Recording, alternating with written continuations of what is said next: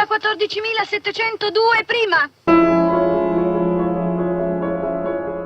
Sonoros saludos a todos y a todas y bienvenidos a un nuevo capítulo de este Gabinete de las Reflexiones Sonoras, donde estamos abordando en los 3 capítulos anteriores, desde ya 3 capítulos anteriores, la figura del maestro francés Jean-Luc Godard a través de la perspectiva sonora en sus trabajos, que no es poco. En el anterior capítulo nos hemos detenido en la llamada etapa de introspección, etapa intimista, y hemos cogido una de sus películas de referencia en esta etapa, titulada Yo te saludo, María, y hemos visto ejemplos muy interesantes acerca de la concepción del sonido que ha utilizado en esta película. José Tomé, muy buenas. Hola, ¿qué tal? Yo te saludo, María. Vamos, nos ha llevado todo el capítulo anterior y más que nos habría podido llevar. Menuda enjundia de película, ¿no? Un Godard desatado, ¿no? Pues sí, la verdad es que hay mucho que analizar simplemente en esa película. Alors il faut dire quelque chose. Quand j'ai vu cette scène-là, alors il faut dire la vérité. En ce cas, je comprends très bien que vous avez improvisé. Moi, je trouve cette scène extraordinaire. C'est un de plus... Non mais pardon, alors maintenant je parle. Je crois que c'est un des meilleures scènes que j'ai jamais vues. Et vous savez, je ne vous flatte pas. Bon, si, Non, mais non, vous savez que je crois que vous êtes un... Alors, vous savez ce que je pense de vous. Mais dans cette scène, j'ai compris pourquoi vous improvisez quelquefois. Mais vous avez une grande vision toujours. Pourquoi est-ce que c'est nécessaire de voir tout? Vous avez cette une vision, ce n'est pas nécessaire. C'est une chose que je ne comprends pas tout à fait. Bah, peut-être que moi j'aime mieux m'intéresser à l'ensemble d'une chose plutôt qu'à une chose particulière. Mais peut-être... c'est comme j'ai au départ, disons, peut-être un point de vue qui est plus le documentaire, et au départ vous avez un point de vue qui est plus la fiction, et puis ensuite ça revient, il faut les deux ensemble. Oui, je crois que vous avez raison. Bueno, hay mucho cine de esta etapa más intimista, pero creo que esta película es la que mejor lo condensa todo. Sí, la que sintetiza, ¿no? Un poco todo su mundo en esta época. Sí, para mí sí. Y tras eso, pues ya poco a poco se va dirigiendo, aunque hemos hablado mucho de que en realidad ya aquí tenía como una forma muy experimental, pero es que él sigue en su evolución, ¿no? De crear su propio lenguaje o de alejarse del lenguaje cinematográfico, ¿no? Y va entrando poco a poco en un cine que es mucho más de experimentación formal, ¿no? y de ensayo cinematográfico, y en el que ya va mezclando, digamos, como todo lo que hemos ido viendo durante todas sus películas, todos los géneros, todas las obsesiones, ¿no? Porque eso es, por momentos también es un poco como podía ser pues Woody Allen, ¿no? Que hay como una serie o una etapa de él, ¿no? Que hay una serie de temáticas que a él que repite una y otra vez, como intentando entenderlas, ¿no? Sí. Y bueno, estas divisiones que yo he hecho como en etapas, ya sabes que son un poco una invención mía, porque en realidad en cada etapa puedes encontrar elementos filosóficos, de política, de experimentación, pero a lo mejor lo que marca la diferencia y en el que se podría dar una diferenciación y crear una etapa es pues el predominio, la intensidad digamos de lo que tiene cada etapa, ¿no? La introspectiva y la política, ¿no? Entonces, porque claro, la etapa política que tiene también es muy experimental, ¿no? Pero bueno, y también tiene una parte así muy formalista. Claro, es que es lo que me lleva ahora a reflexionar, ¿no? Que si al final es como si él en cada etapa va metiendo en un cajón experimental, ¿no? Un cajón desastre experimental, y va metiendo, avanzando, evolucionando, pero siempre de la experimentalidad. Sí que es verdad que el Godard más profuso o más en estado de ebullición experimental pueda coincidir con la época del laboratorio que abre, ¿no? De este laboratorio que se llama Sonimage, con Miville. Que ahí sí que el tío era un pirrao, ya lo hemos comentado, era un pirrao de la tecnología, que ya venía de cuando pertenecía al grupo de Ziga-Bertov, ¿no? Una de las cosas que le achacaban los miembros de Ziga-Bertov es que les tenía abrasados con todas las novedades tecnológicas, estaba suscrito a todos los boletines tecnológicos, tanto de imagen como de sonido, que había en Europa en ese momento y en Estados Unidos, ¿no? Y en este estudio Sonimage, que bueno, ahí sí que se mete de lleno ya en el tema del videoarte, ¿no? Y el montaje, ¿no? Pues yo creo que es interesante porque esta es otra de las contradicciones de él. O sea, él está muy al día de todo lo que ocurre tecnológicamente, pero su primera peli rodada por completo en digital es en 2010. Sí.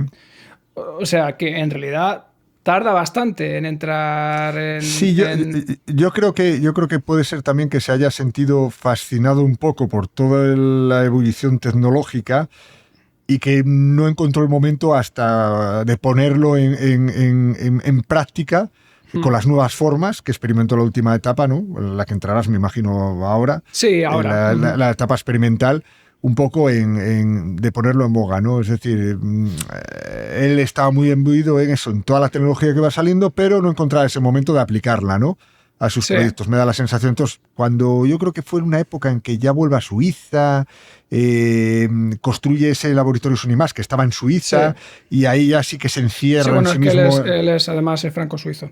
Exactamente. Tiene doble nacionalidad. Y hay una etapa de su vida. De hecho, algunos periodistas, incluso cuando murió, decían que bueno, él era en realidad más suizo que francés. Bueno, yo creo que era lo que le diera la gana. Lo que le diera la gana, sí. Un poco eso, ¿no? Pero bueno, que ahí sí que se eclosionó en ese tema. No sé, yo creo que ya se metió directamente en la tecnología. Creo que llegó a ser el estudio más puntero tecnológicamente hablando de imagen y sonido de creación en toda Europa.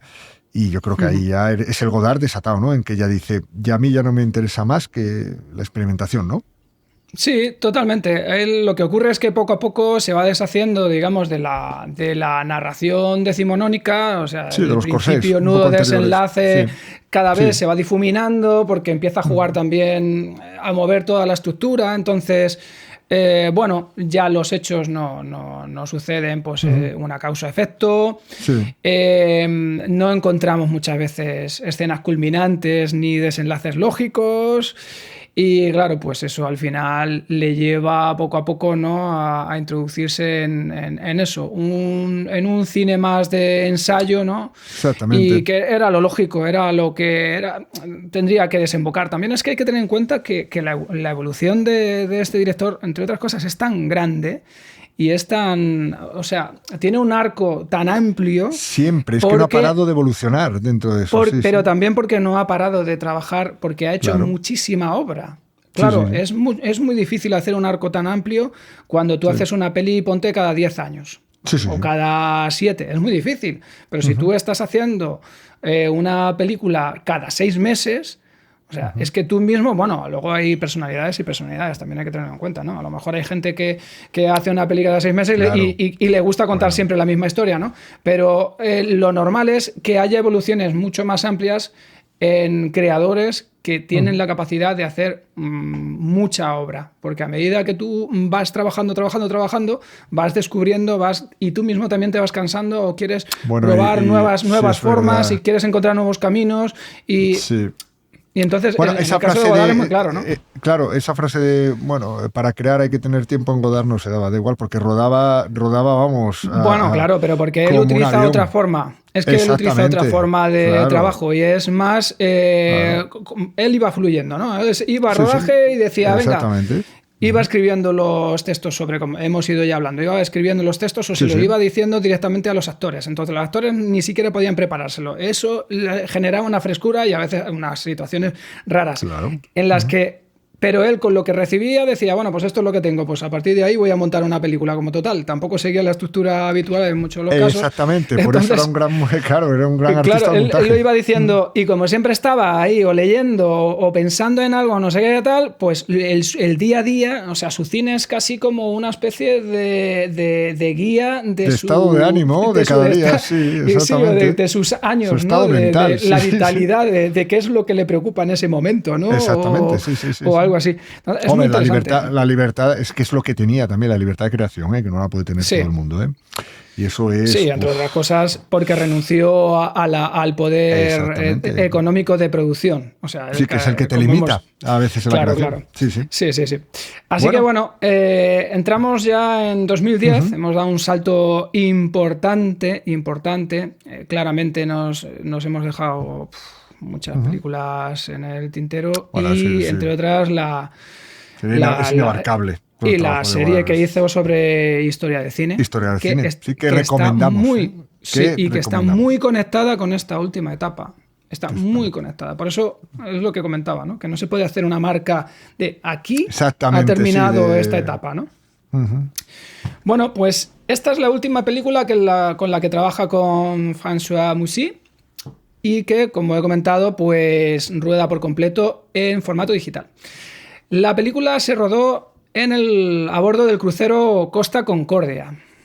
Y bueno, supongo que os sonará este nombre porque es el crucero que 2 años después de rodar la película naufragó frente a las costas de Italia. La lió, sí. Sí, además hubo 32 muertos, o sea que no es moco de pavo, ¿no? Sí, fue bastante estas cosas del mundo de Godard, que no sé si es casualidad o tal, pero bueno. Pensemos que no estaba detrás de nada. Sí. Para pensar un poco, o sea, para darnos cuenta de cómo Godard todo lo tiene milimetrado, hay que pensar que el Costa Concordia recibió este nombre por el deseo de sus creadores, ¿no? De constructores, de promover la armonía, unidad y paz entre las naciones europeas. Y es que de esto va el film también. Es un crucero por el Mediterráneo y va hablando con distintos episodios y ocurren diferentes cosas, pero va hablando de toda la historia, que es una de las cuestiones que cada vez vamos viendo más en el cine de Godard ya de esta etapa, esa obsesión que tiene por la historia, ¿no? Resulta muy interesante también conocer cómo rodó esta película y cómo este rodaje afecta dramáticamente al sonido directo, ¿vale? Y con eso a la postproducción de sonido también. Pues bueno, para entenderlo un poco mejor, voy a leer un fragmento de una entrevista realizada en 2010 al diario digital francés Mediapart, y vamos a ver qué cuenta cómo fue este rodaje, ¿no?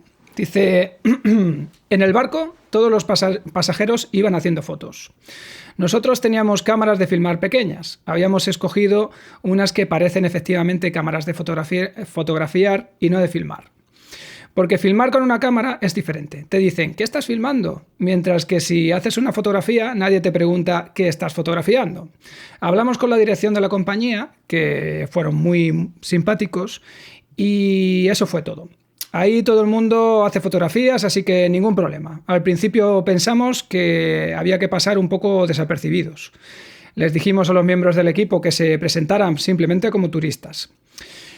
Solo en la compañía se sabía que éramos todo un grupo porque así constaba más barato. Cuestiones de producción. Pero cuando llegué a mi camarote, el chico tailandés del servicio me dijo, ¿de qué trata la película? Así que había unas 3.000 personas en el barco. Nosotros éramos solo 3. Bueno, con los personajes éramos 10 en total. Algunos se relacionaban, se encontraban en el bar, etc. Pero cada uno iba por su lado. Se decía, por ejemplo, mañana a las 10 en tal sitio, y así procedíamos. Realmente ha sido un rodaje muy socialista. Y claro, pues vamos a entender el porqué, cómo suena esta película al escuchar Bueno, nos imaginamos un sonido colectivo, ¿no? Sí. Vamos a ver.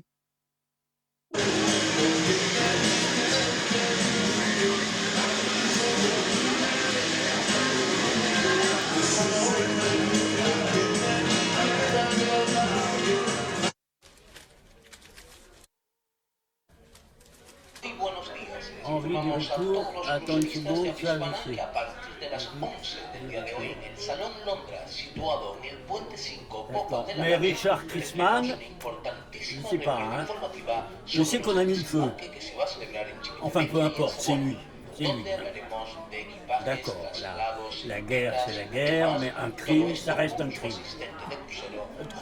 Tu cherches encore pour Alice, s'il te plaît. 2 M, un seul N.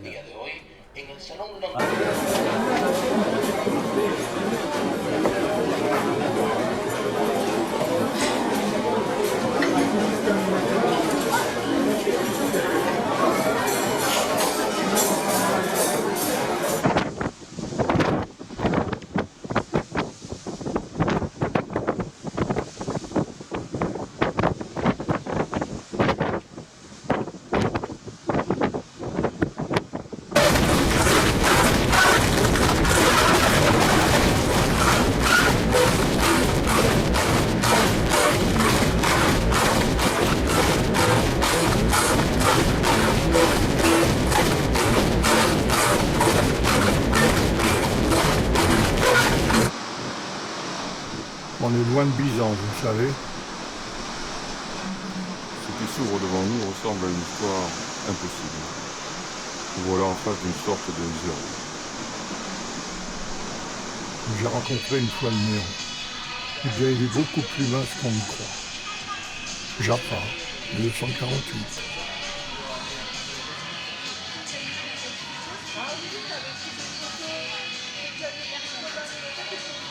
Bueno, pese a claramente no llevar a nadie encargándose del sonido directo, creo que luego esto le han sabido sacar mucho jugo en postproducción, ¿no? Yo creo que Music y Godard ahí hicieron unos hallazgos estéticos bastante interesantes, ¿no? Sí.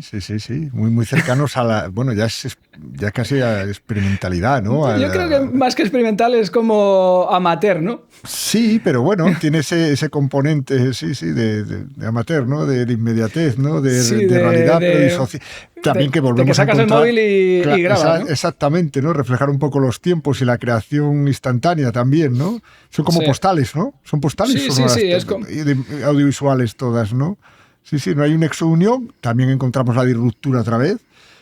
También la experimentalidad, por ejemplo, la escena en que están bailando, ahí se hace un guiño también, eso es también muy irónico. Me parece muy... Todos como animales, ¿no? Y de hecho el sonido es, me imagino, el del propio registro, saturado, sí, claro. pero da una sensación selvática y primigenia fascinante, ¿no? Es muy imagino bueno. Que por ahí iría la cosa, sí, muy esclarecedora, ¿no? Sí. Y luego el tratamiento espacial, ¿no? De todos los elementos ahí, sí. Están un poco ahí disociados, ¿no?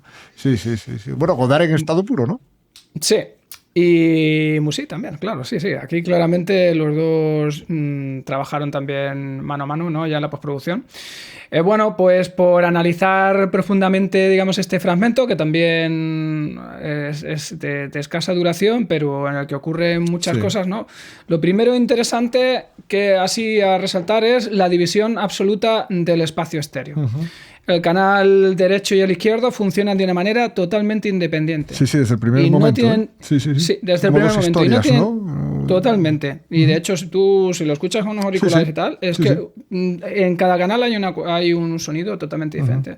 Entonces, no hay ninguna intención de crear un espacio único y amplio, ¿no? Que cubra o arrope la imagen de la pantalla, ¿no? Algo que se suele hacer habitualmente, ¿no? Creando siempre, siempre hay una correlación, ¿no? Entre la derecha y la izquierda pues bueno, en este caso no lo hay, ¿no? Por ejemplo, en la parte inicial, cuando vemos a la fotógrafa de espaldas, ¿no? En el canal derecho y en el izquierdo se emite la misma canción, pero en espacios y en tiempos diferentes. Posiblemente son fuentes sonoras de espacios cercanos y de diferente cámara. Seguramente, como ellos decían, ¿no? Que quedaban en tal espacio y se ponían a grabar todo lo que había, pues a Godard le pareció muy interesante utilizar... y es que crea como... lo escuchas y es como... Una sensación acústica muy extraña, porque hoy es algo como muy cercano y en cambio la misma música pero lejos, pero está en otro punto y es como como si se girara la imagen, se distorsionara. Es una sensación muy, muy extraña y muy, muy interesante, ¿no? Luego, la siguiente secuencia sí que encontramos un sonido del sonido del periódico, ¿no? Que está en el centro, digamos de una forma más estándar, ¿no? Como se suele hacer en postproducción. Pero enseguida hay un salto temporal y nos volvemos a encontrar la misma decisión, ¿no? Un espacio sonoro fragmentado. Por un lado tenemos a la izquierda a este hombre hablando por teléfono, ¿no? Y por otro lado tenemos como una locución del barco que está hablando además en español, ¿no? Y el hombre que está hablando en francés, o sea, está hablando en francés por teléfono. Entonces hay otro de los elementos que todavía no hemos hablado, pero que se repiten una y otra vez en todas sus películas, es cómo le gusta mezclar los diferentes idiomas, incluso personas que no son nativas de ese idioma. Hacerlas hablar. Hacerlas hablar, aunque sea con un acento muy, muy extremo, ¿no? Es algo que siempre a él le interesaba, ya desde el principio, ¿no?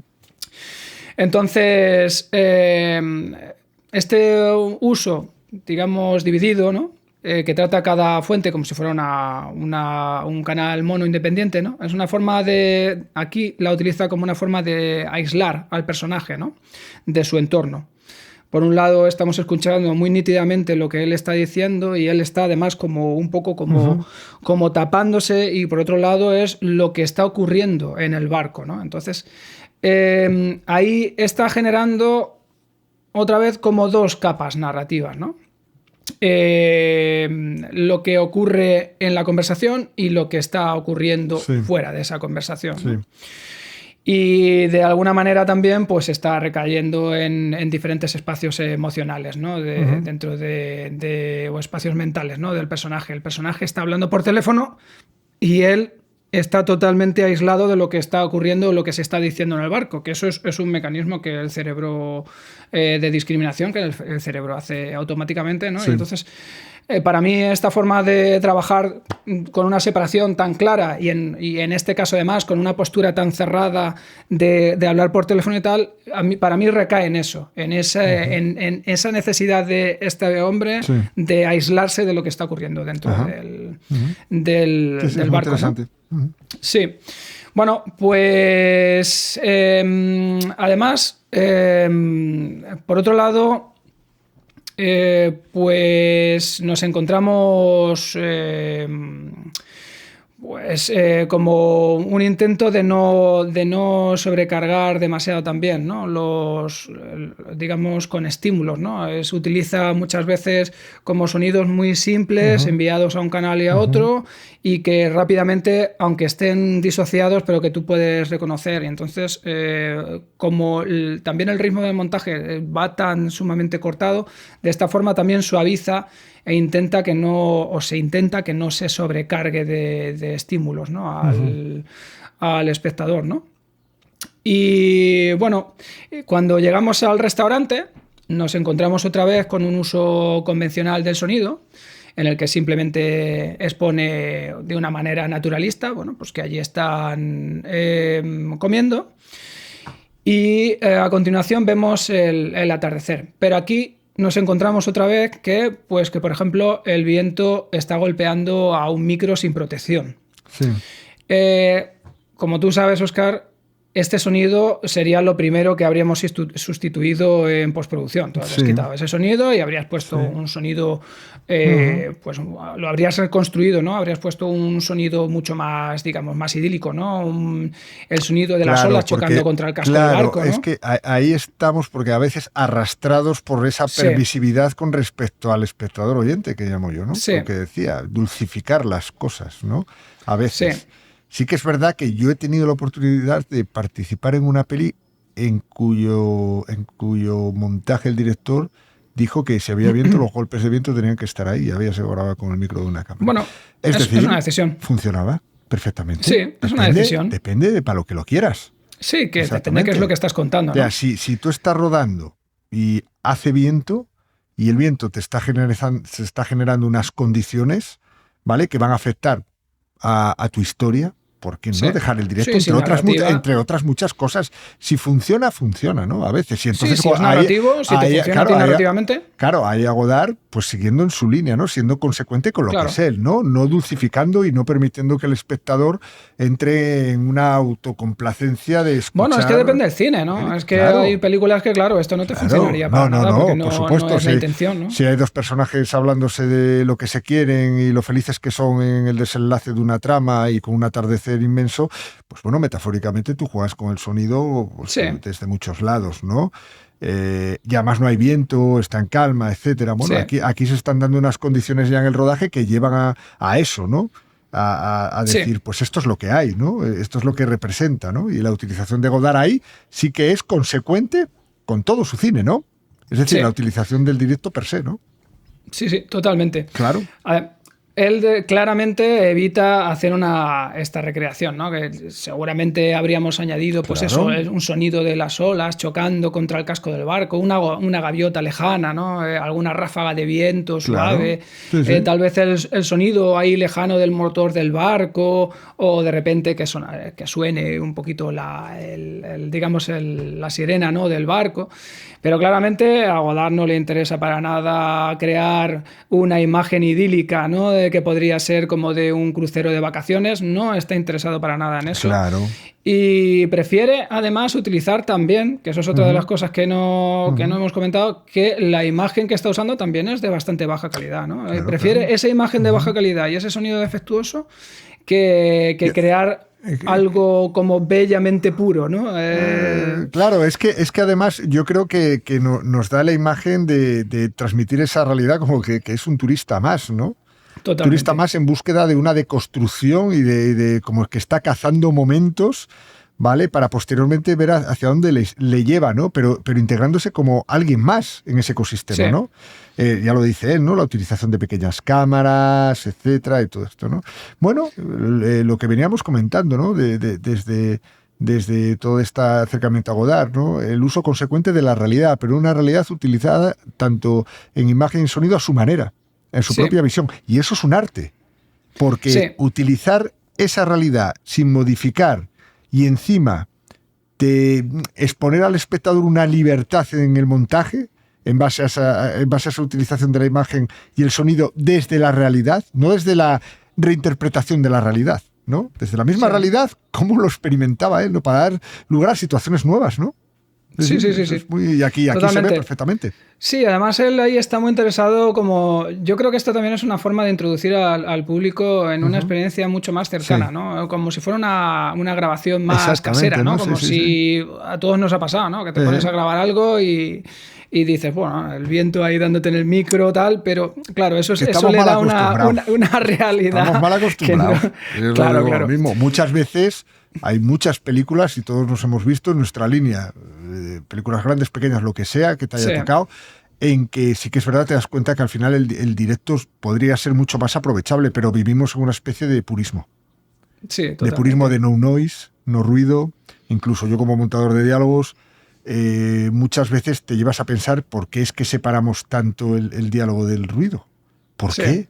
Es que ahora existen unas herramientas que te permiten hacerlo. Claro, pero hace escasamente 15, 20 años... Sí, pero ¿para qué? Bueno, a ver, tenías Cedar, pero Cedar, ¿qué? Bueno, hasta cierto punto, el ruido de cámara... Para mí no es tanto tú si estás en una ciudad como Madrid, Nueva York o París, y tienes dos actores hablando en una avenida, es que hay ruido. Lo que no se puede pretender es... Habrá que hacer un equilibrio, porque al final es parte de esa realidad. Es que sí, pero es verdad, es que depende, volvemos otra vez, depende de lo que del estilo y de lo que estés contando. Sí que es verdad que ahora mismo, o sea, no creo que haya una producción de sonido que no se use un reductor de ruido. O sea, siempre vas a siempre en un punto vas a reducir, pero va mucho por extremos, ¿eh? Va mucho hoy en día por extremos. Te lo digo por propia experiencia y por muchas cosas que veo en montajes, que se tiende a ir a cero por debajo. ¿Sabes lo que te digo? A diálogos despegados. Y eso, al final, fíjate tú, como hacía Godard, utilizaba esa realidad. No quiere decir que no lo reduzcas, pero dejar a cero todo un ecosistema por debajo para equilíbralo. Es decir, es que también está ocurriendo otra cuestión y aquí, nos estamos desviando un poco. Sí, bueno, pero creo que tiene que ver con cómo Godard, si tú te vas a Godard y cómo utilizaba en la realidad, ¿vale? Se puede coger muchas partes en muchos momentos, en muchos tipos de películas. Es que ocurre también una cuestión. La escuela francesa siempre fueron, como hemos ido viendo, del sonido directo. Sí. Entonces, el sonido directo, trabajados y además una época en la que no existía como tal el radiomicro. Sí, claro. ¿Qué es lo que ocurre? A medida que han ido avanzando el radiomicro y se ha empezado a crear una escuela en la que cada vez se quieren las voces más secas y más presentes. Claro. Que son, en realidad, como casi siempre vemos casi todas las series de todo, ¿no? De todas las plataformas.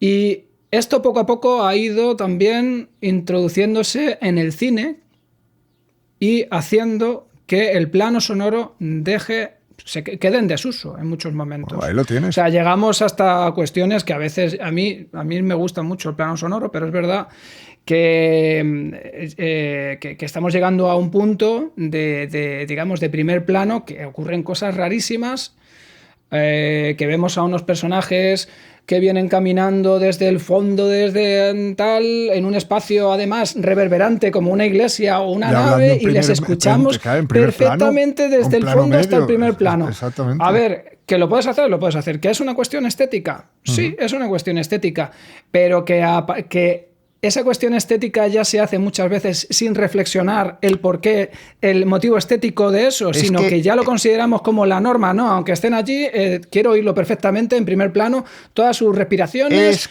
hasta el mínimo. Ahí es donde venimos. Pero ¿sabes de dónde surge eso? De la displicencia hacia el espectador oyente. Aumentada exponencialmente por los medios de reproducción de hoy en día. Es así. Y la capacidad técnica que tenemos para poder hacer esto. Pero es que es así. Es como la forma de hacer cine en muchas ocasiones, displicente con el espectador. Vamos a darlo mascado. Vamos a dar que ese plano que están dos actores en una iglesia al fondo lo escuchemos en your face, como digo yo. Es que es así. Lo estamos edulcorando todo. Y al final, ¿qué ocurre? No hay reflexión. A mí me parece interesante que dependiendo del proyecto esto se haga, ¿no? Lo que no me parece ya tan interesante es que se convierte, que a día de hoy ya es una norma, en el que siempre todos los sonidos de diálogo van a primer plano. Y ya no está ocurriendo solo con los sonidos de diálogo. Si nos vamos dando cuenta, cada vez todos los elementos, los efectos de la película tienen mucho más cuerpo, o sea, ocupan, digamos, dentro del espectro muchísimas más frecuencias. Se quiere además que tenga textura, que tenga su definición, que tenga cuerpo, que tenga tal, y empiezas a escuchar eso también un poco, y también de un caballo, por ejemplo, pasando, y empezamos a oír películas en las que todos los elementos están en primer plano. Y digo, pero vamos a ver, que estamos yendo, volvemos al tema, ¿no? Hemos mejorado tanto en la capacidad de grabación y en la cantidad de herramientas en formato de plugin, de reducción de ruido, para dar toda la cercanía, para dar todo el cuerpo, para todo. Que claro, que es que nos hemos olvidado de la espaciación, que a mí me parecía siempre muy interesante, ¿no? Por eso te vienes a un personaje como Godard y dices, vale, obviamente quitando el carácter experimental, ves cómo, pues tiene su cierta maestría la utilización de la realidad con el sonido directo, que no quiere decir que sea todo. Más que la maestría es que le importa un pimiento. No, pero lo utiliza con maestría. Lo utiliza con maestría. Al final podría utilizarlo también como una recreación y hacer lo mismo. ¿Por qué no? Sí. Pero que no le interesa, que es que le importa un pimiento. Él lo quiere contar de esa manera y quiere que haya defecto y quiere que haya suciedad cuando le da la gana que haya suciedad, ¿no? Ahí está. Por eso, cuando tenemos a personajes... Y el defecto, ¿no? Exactamente, cuando tenemos a personajes en una gran ciudad hablando, esa gran ciudad no tiene que ser como un bosque a las 7 de la mañana. Silenciosa para que lo cargues tú de... Que puede ser muy interesante, ¿eh? Puede ser muy interesante. El problema es que todas las películas vayan en ese camino. Pero como concepto, estar en medio de una ciudad en pleno silencio me parece maravilloso. Que te pida la peli, pero es un grado de... Lo que venías comentando, es un grado de limpieza, ¿vale? Para que a veces se pierde mucha interpretación. por debajo. Se pierde mucha interpretación. Yo creo que todo es un equilibrio de lo que pida la película, obviamente, pero sí, lo que decías, tecnología versus medios de producción, espectadores, medios de escucha, etcétera, pues bueno, nos llevan a esto. Entonces, irte a un cine como el de Godard, en los tiempos en los que eran, en los tiempos en los que es verdad que la tecnología era rudimentaria en muchos aspectos, sí, y en su cine también en la primera época, da un valor añadido a cómo utilizaba el sonido directo. Vuelvo a repetir lo mismo. Es paradójico como el concepto de interferencia sonora de Godard, es decir, la realidad sonora puede tapar al diálogo, es decir, sí, lo que veo, lo que oigo, ¿vale? Si te incomoda no entender a los personajes, tienes que sacar tu propia conclusión, ¿vale? Pues eso lo estamos paradójicamente en la época actual escuchando lo mismo, pero con unos niveles tecnológicos tremendos. Y tampoco no buscando un fin como Godard, ¿sabes lo que te digo? Sino un medio de embellecer el final de lo que es la reproducción, ¿no? El medio final de reproducción, porque es así, sin casi reflexión. Que no digo que no la haya, pero la reflexión va encaminada a los formatos inmersivos. Bueno, estamos en un momento muy aséptico. Se busca algo, todo, mucha limpieza y mucha nitidez en todo. Y bueno, y está claramente a Godard le gustaba el defecto. Es una cosa que él sabía utilizar muy bien, ¿no? Sí, exactamente. Y hay que equilibrar todo. Al final es como la moda y como todo, ¿no? Se va a lo retro, ¿no? ¿Sabes lo que te digo? Sí. Pues a veces saturas un poco en cuanto a las nuevas... si es que está todo inventado. Yo vuelvo a repetir bueno, lo mismo. Yo lo digo. Yo tengo mis dudas. El sonido técnicamente, lo que es un montaje de sonido, está todo inventado. Y ahí se puede redebatirme quien quieras. Montar sonidos está todo inventado. Es como los montas y el por qué. ¿No? Bueno, una cuestión es el lenguaje, pero bueno, en eso es lo que está trabajando Godard para hacer esa descomposición del lenguaje. Exactamente, ¿no? Pero si es que tecnológicamente ya hemos llegado a un punto en que va a ser ya. O sea, sonoramente tenemos más del Atmos, tenemos reductores de ruido, vamos a tener más, la IA... Bueno, nos estamos desviando muchísimo, vamos a volver. Pero es muy interesante este tipo de concepto por eso, porque al final... te reconforta un poco irte un poco hacia atrás y ver cómo este tipo de directores utilizaba el sonido en sus películas. Pero cuidado, que esto es 2010 ya, ¿eh? Sí, que esto es 2010, esto ¿no? Es 2010, es la primera película que tal. Bueno, son reflexiones que te lleva un poco a tal, ¿no? Sí. Bueno. Volvamos al camino. Pues nada, volvemos, ¿no? Estábamos justamente pues viendo ese atardecer en la borda del barco y vemos que ha mantenido totalmente un sonido que habría sido sustituido a la primera de cambio en postproducción, se habría quitado, se habría puesto un momento mucho más idílico. Y a continuación de eso, además nos encontramos una discoteca grabada con unos fogonazos, unos claroscuros y unas cosas unos contrastes, y un sonido totalmente saturado, que he de reconocer que a mí me gusta mucho. Porque es como... Luego estos elementos a veces con una música limpia los quieres recrear y le das unas vueltas para llegar a esta saturación. Al final es mejor muchas veces pasarlo por un equipo digamos más casero y reventarlo que es que eso, en ese plano en concreto vemos algo dar otra vez irónico. Sí. Pero a su vez experimental y fíjate cómo el fallo lo convierte en una virtud. Sí, y además volvemos a entrar en esos momentos así como cotidianos, ¿no? Claro. Se aleja del estándar cinematográfico que a él cada vez pues siempre le ha gustado, ¿no? Y además esa distorsión nos conecta con la emoción, ¿no? De estar ahí dentro de esa discoteca a ese volumen alto, ¿no? Sí. Con luces parpadeantes, ¿no? Y con esa dificultad de comunicarte, ¿no? La desorientación, la desconexión que genera en algunos momentos, ¿no? Pues estos espacios, esa desconexión que es buscada, ¿no? Muchos momentos y a lo mejor otras veces no tan buscada, pero que ya ese lugar te lo genera, ¿no? Y bueno, y de repente pues pasamos a una conversación en off, ¿no? Las voces se sitúan a la derecha y se desarrollan también en un lugar indeterminado, ¿no? Y el sonido de la imagen solo lo ocupa el canal izquierdo. Así que vemos a una niña que está pues en una piscina mientras por megafonía escuchamos el Material Girl de Madonna. No escuchamos el sonido del agua de lo que hace la niña. Por tanto, claramente ha sido elegido todo ese fragmento de la canción para introducirla en ese momento de una manera totalmente... Está claro, ¿no? Lo que pretende. Sí. Sí.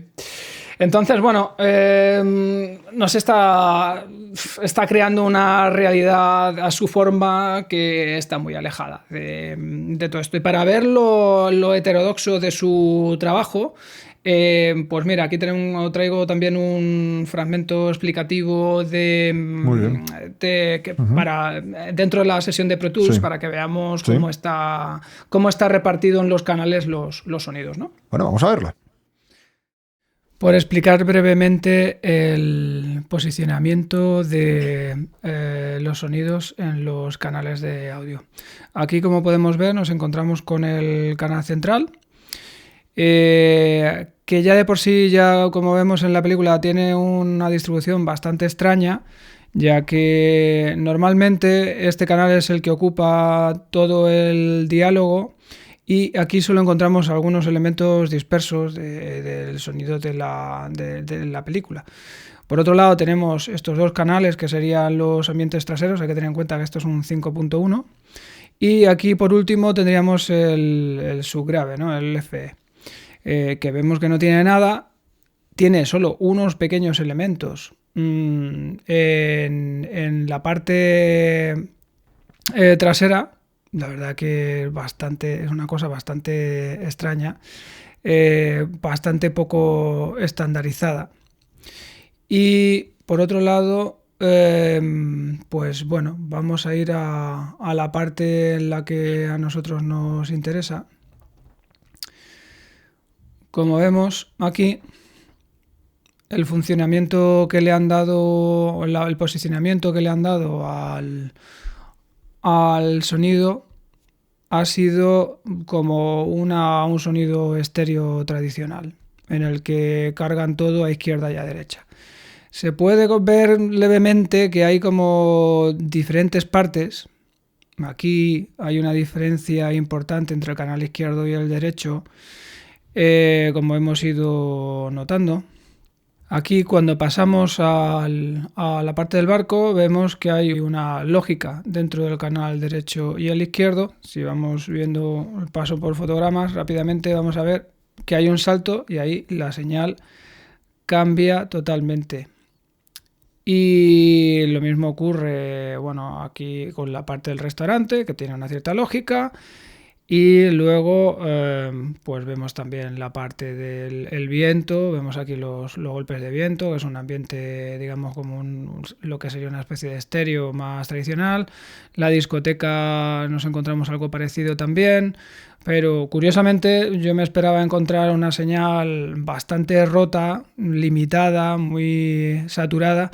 Y bueno, pues aquí veo que han hecho algún proceso para recuperar un poquito, que tenga una mínima dinámica. Y por otro lado nos encontramos ya con la secuencia final, en la que vemos que lo que veníamos notando por el sonido, que en el canal izquierdo estaría el sonido que corresponde a la imagen, y en el canal derecho nos encontramos lo que es la conversación. Y ya está. Queda claro, ¿no? Sí, y aquí se ve claramente la disociación, ¿no?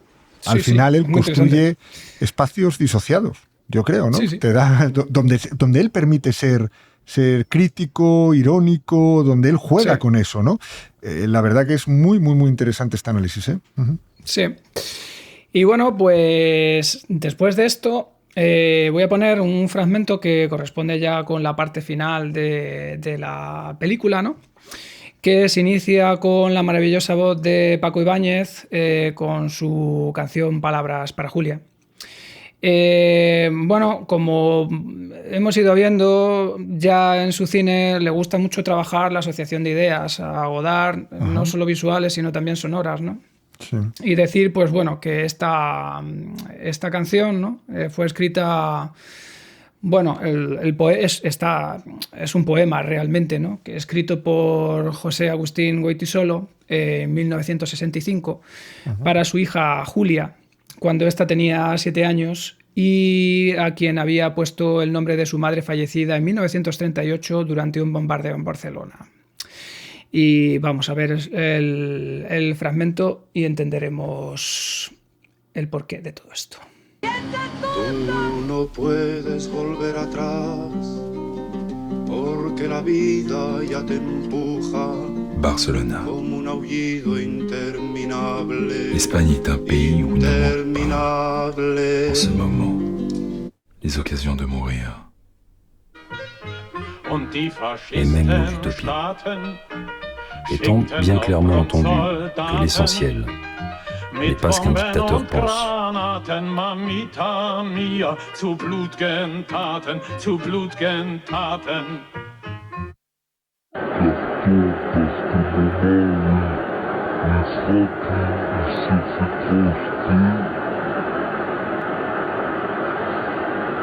On ne découvre qu'une fois la guerre, mais on découvre plusieurs fois la vie.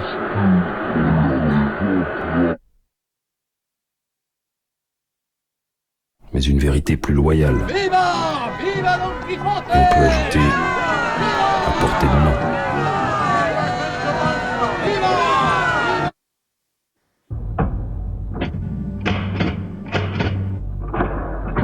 Corrida sur la Plaza de Toros. Tous étaient là. Hemingway, Dos Passos, Orwell. Après quoi? Après la mise à mort, toreros et spectateurs partirent pour le front. Femme, comme toutes celles édifiant des fortifications dans les faubourgs de la ville, dans l'attente de l'offensive des Maures, Simone Weil, plus tard, après la victoire de Franco, quand elle apprit l'entrée des Allemands dans Paris, déclara « Un grand jour pour l'Indochine ». Voyez-vous, avec le verbe être, une sorte d'immense espoir après. Le manque de réalité devient flagrant. Par exemple, on est bientôt à Barcelone. Mieux vaut dire, Barcelone nous accueille bientôt.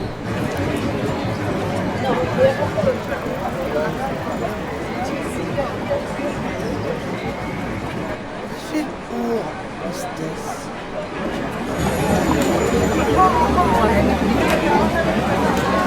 Rien que l'heure juste.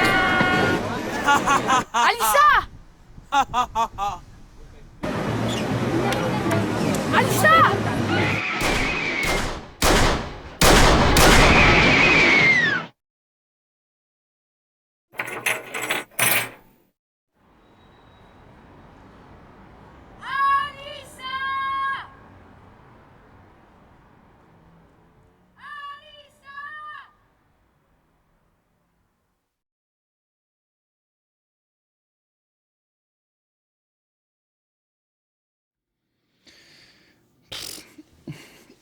Tremendo, ¿eh?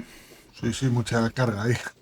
Tremendo homenaje a las mujeres también que lucharon contra el franquismo, contra el fascismo español.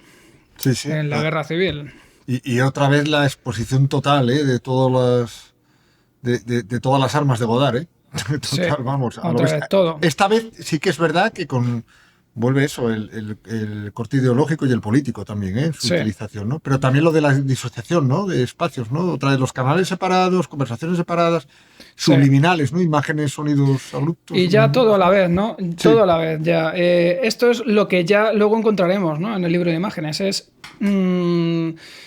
rotulación, collage, superposición, desincronía, disociación de espacio, mezcla de épocas, formatos, texturas, técnica de grabación, reflexiones sobre el lenguaje, yo qué sé, o sea, es que lo tiene todo, ¿no? Que es un poco, que es lo que ya me maravilla de este cine, que es como...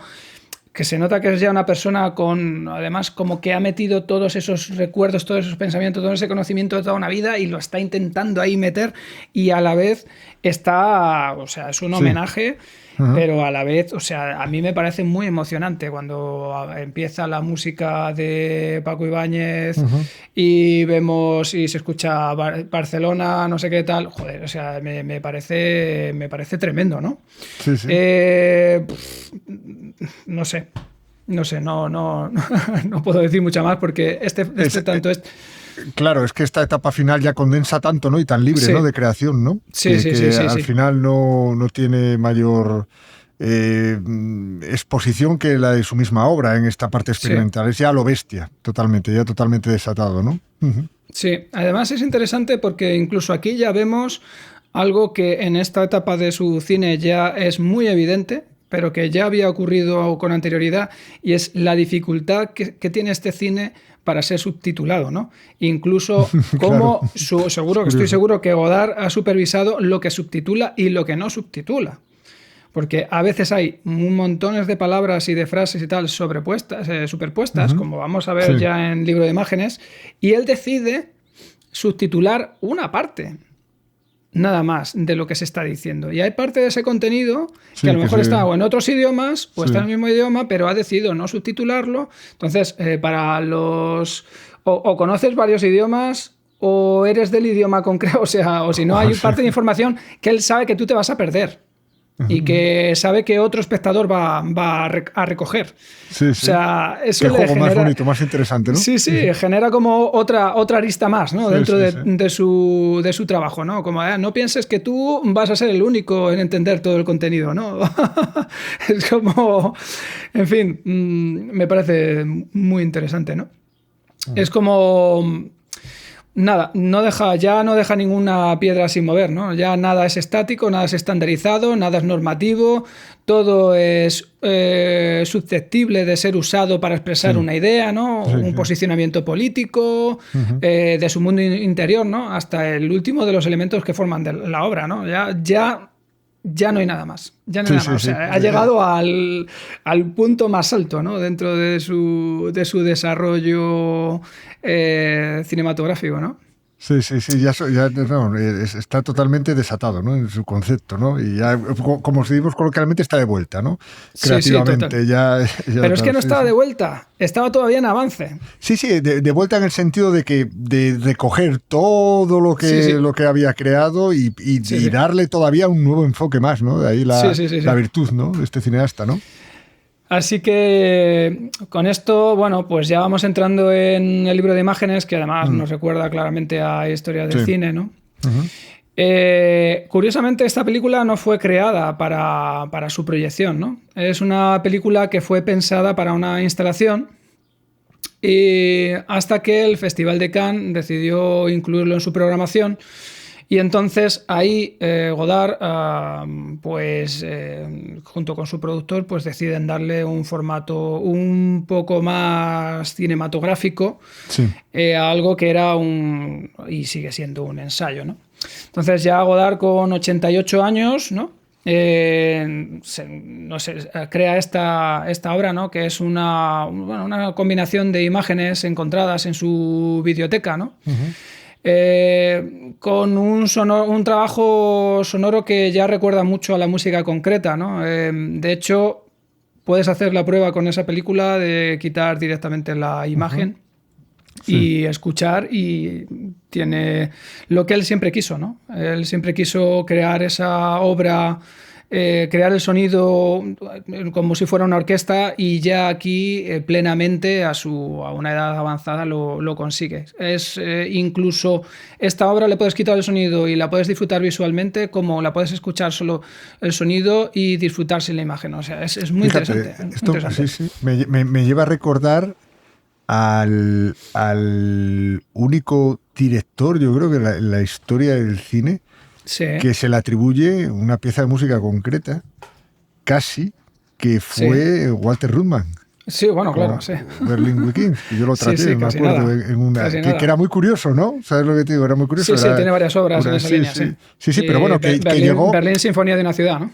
Sí, pero el Berlin Weekend fue proyectada en una sala de cine, la pantalla en negro, lógicamente, y el guión era sonoro, totalmente. Eran retazos de un verano en Berlín.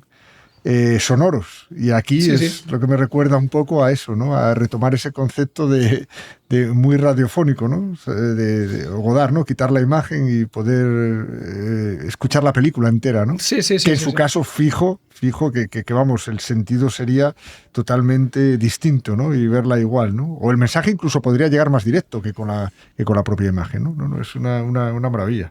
Sí que lo es, sí. Y bueno, pues ciertamente es como un montón de películas unidas, ¿no? Porque la voz en off, por ejemplo, que es ya del propio Godard, ya que se le nota además una voz ya bastante, de una persona bastante mayor, ¿no? Pues habla de temas, habla de la guerra, la política, la religión, la tecnología, el cine, la cultura, todo unido, ¿no? Entonces son como un montón de películas que van como ahí compactadas y fragmentadas, ¿no? Y que además, una vez más, reclama la atención plena para poder ser entendida, ¿no? Vuelve a negar al espectador una vez más el uso de su cine como droga sedante para la desconexión. Esto es algo que hemos hablado, ¿no? Todos que hemos dejado caer anteriormente. Esto de ponerse después de trabajar una serie para desconectar o la tele es justamente lo que nunca debes hacer con Godard. Exactamente. No, hay que cogerlo en plenitud de facultades mentales. Es como si te estuviera diciendo, aquí no vas a encontrar descanso. Este es el mundo de las ideas, así que si quieres descanso te vas a dormir, ¿no? Exactamente. En fin. Y nada, y vemos como, para mí, hace un poco esa reflexión de cómo la humanidad crea el cine y el cine cambia a la humanidad, ¿no? Es como esa idea como que está flotando, ¿no? Ahí continuamente. Bueno, o como dijo Zizek en su guía de cine para pervertidos, una obra de referencia, para entender el mundo actual necesitamos el cine, literalmente, porque solo en el cine podemos encontrar esa dimensión crucial que no estamos preparados para enfrentar en nuestra realidad. Claro, sí, para eso, sin el cine, ¿no? Que comentábamos, ¿no? A veces para ser incómodo, ¿no? Sí. Y para también pensar, para hacerte pensar de una manera y para enfrentarte a veces a situaciones que por tu, a lo mejor, localización geográfica o por cómo es tu vida en sí o por tal, nunca te vas a poder enfrentar a ciertos dilemas morales porque están fuera de de tu alcance, ¿no? En cambio, el cine sí que tiene esa capacidad, ¿no? De enfrentarte a todo eso, ¿no? Sí. Entonces, bueno, he seleccionado los últimos 5 minutos de esta película que para mí me resultan también muy representativas de todo el film, pero que a la vez es la despedida de Godard del cine y de la vida. Entonces, bueno, vamos a verlo y luego seguimos comentando.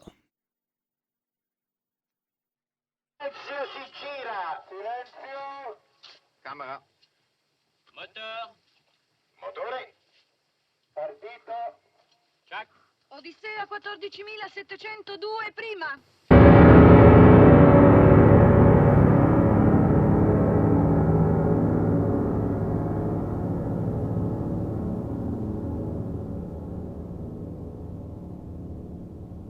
Mais la langue ne sera jamais le langage.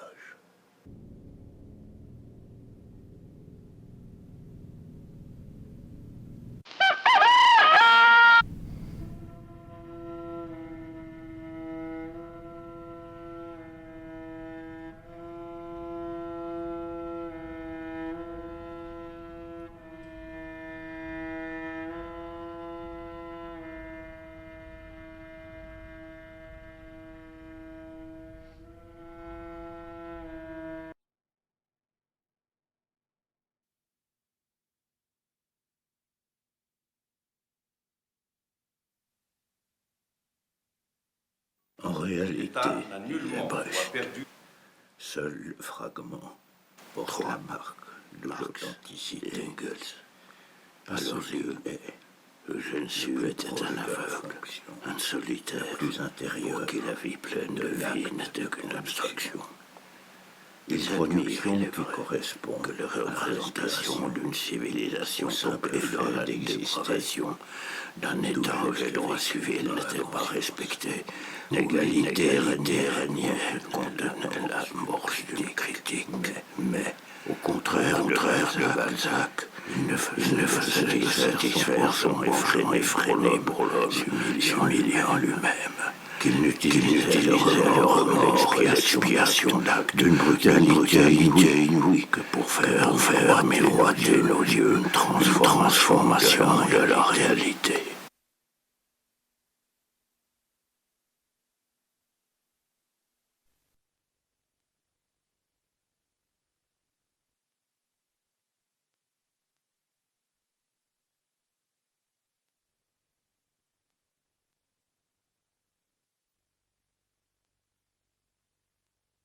Il doit y avoir une révolution.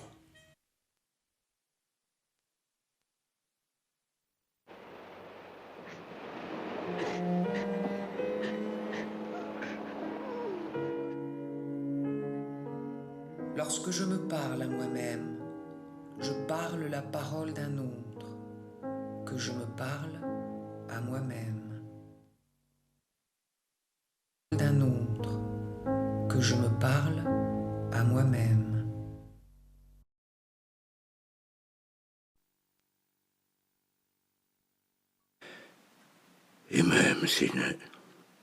Et même si rien ne devait être comme nous l'avions espéré, cela ne changerait rien à nos espérances.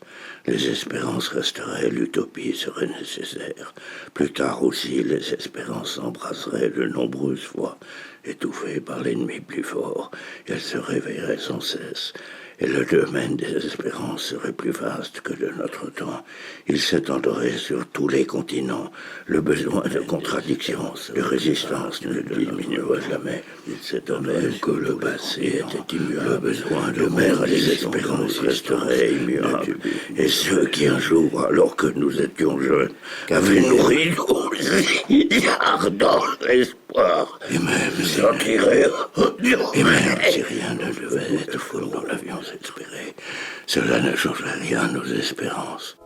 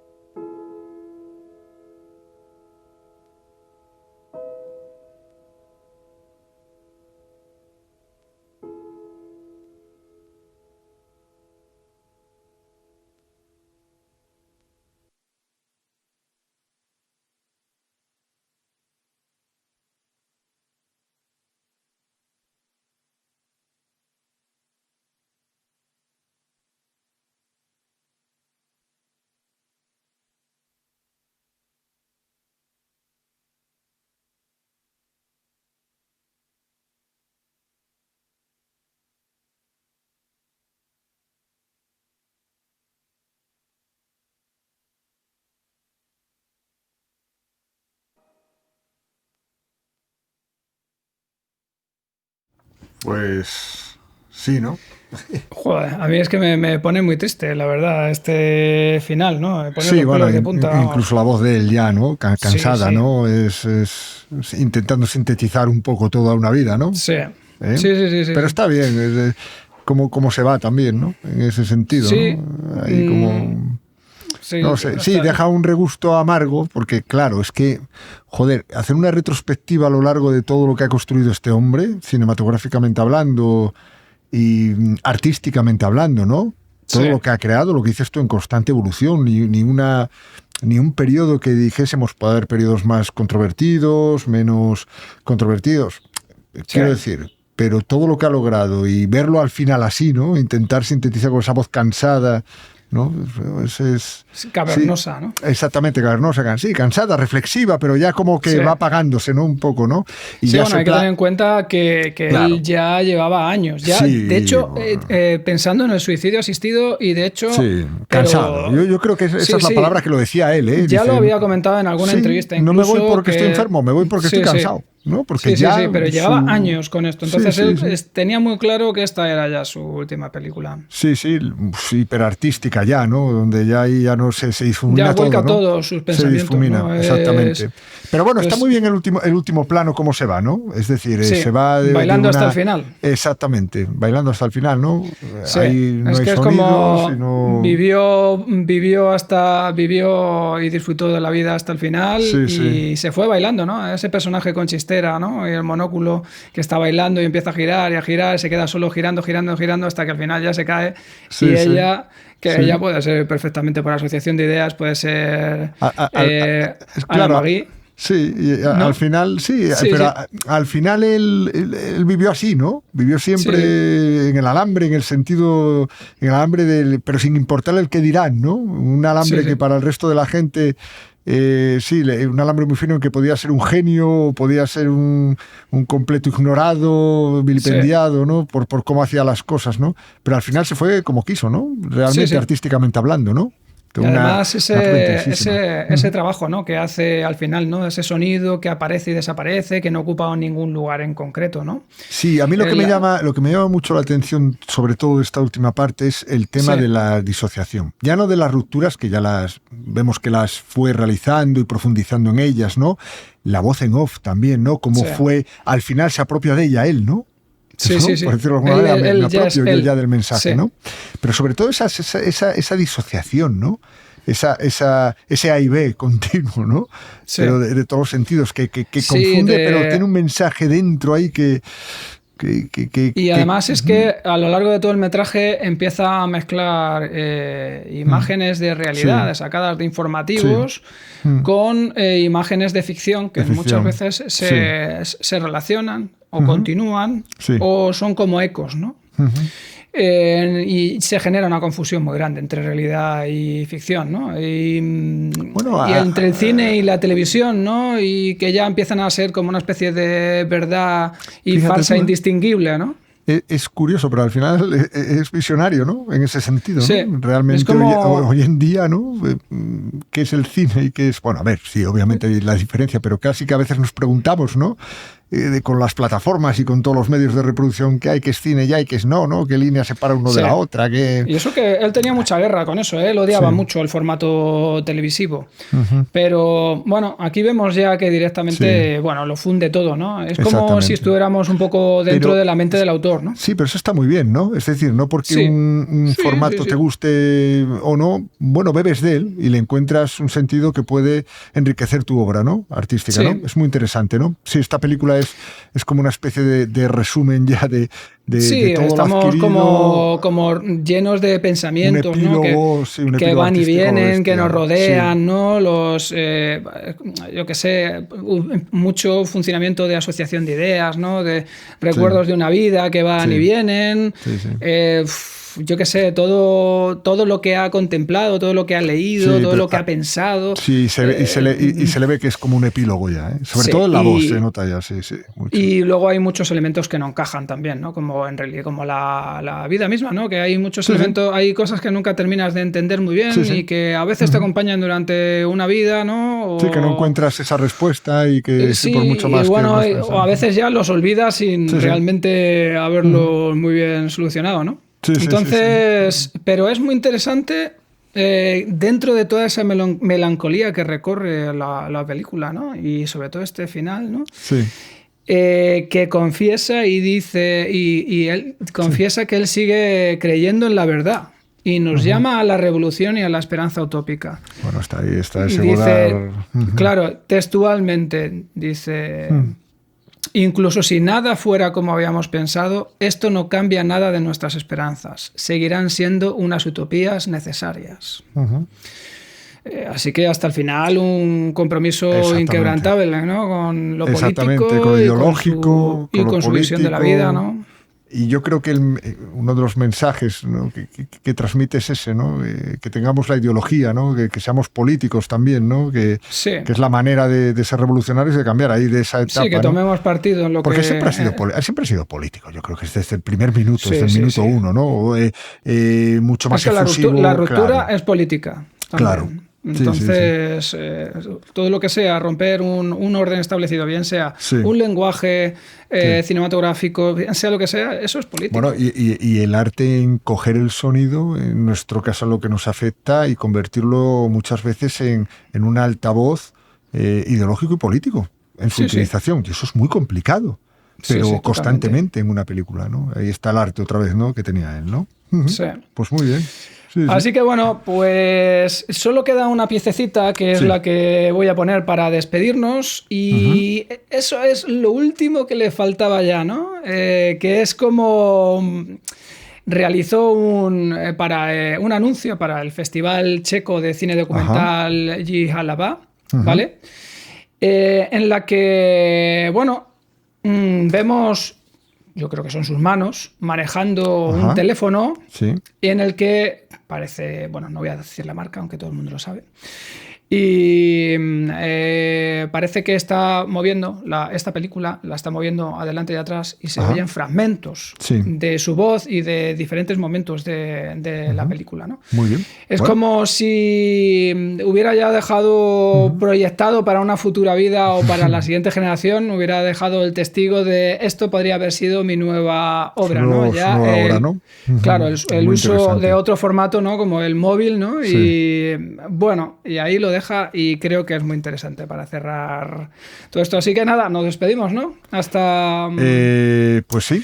O dejamos el vídeo como despedida, ¿no? Que se despide el programa. Exactamente, como Godard, ¿no? ¿no? Bailando, ¿no? Como quien dice, con este último clip. Como bailando hasta el final. Exactamente, que pone un poco colofón a estos dos episodios en los que hemos abordado pues, la figura de ese gran genio que ha sido Godard desde nuestro ámbito, que es el sonoro, pero dando un poco las claves que nos ha acercado José Tomé, que hemos comentado, a veces llevándonos por otros derroteros, pero nunca perdiendo. Pero eso es santo y seña. Los que me conocen y conocen a José Tomé, pues saben de lo que estoy hablando, pero nunca perdiendo la referencia del gran genio en la utilización del sonido, por extensión, obviamente, la imagen, que ha sido el Godard, y esperamos que haya sido interesante y que bueno, hayamos podido arrojar un poco de luz en la figura de Godard, que se ha escrito, se ha hablado sobre el sonido, pero yo creo que muy pocas veces tan ampliamente como en estos dos episodios, ¿no? Vamos con ese último clip que sirve como homenaje. Su sonido, yo creo que no hay demasiado. No hay demasiado, hay pero bueno, cosas sueltas, hay algún esperemos escrito, que con esto también ensayo. añadir un granito de arena y sobre todo para darle la importancia que a día de hoy parece que se ha difuminado un poco. Sí. Y bueno, por lo que hemos ido hablando, ¿no? Estamos y que sirva un poco como nuestro homenaje también a su figura y lo que nos ha podido influir. Así que directo e indirectamente pues ha sido bastante, ¿no? Nuestra manera de hacer las cosas y de sentir el sonido. Pues vamos con este último clip. Nos ponemos la chistera para terminar Exactamente. el y un programa. abrazo y muchas gracias a todos y un abrazo sonoro de parte de... Hasta la próxima. Hasta la próxima. Et même si rien ne devait être comme nous l'avions espéré, le nombre étouffé par nos espérances serait plus vaste, nous étions jeunes, serait plus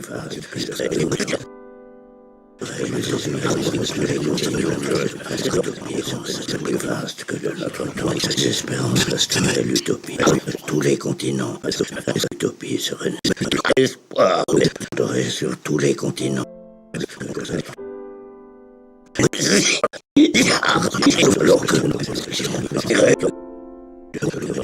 Rien ne devait être comme nous l'avions espéré. Cela ne changerait rien à nos espérances.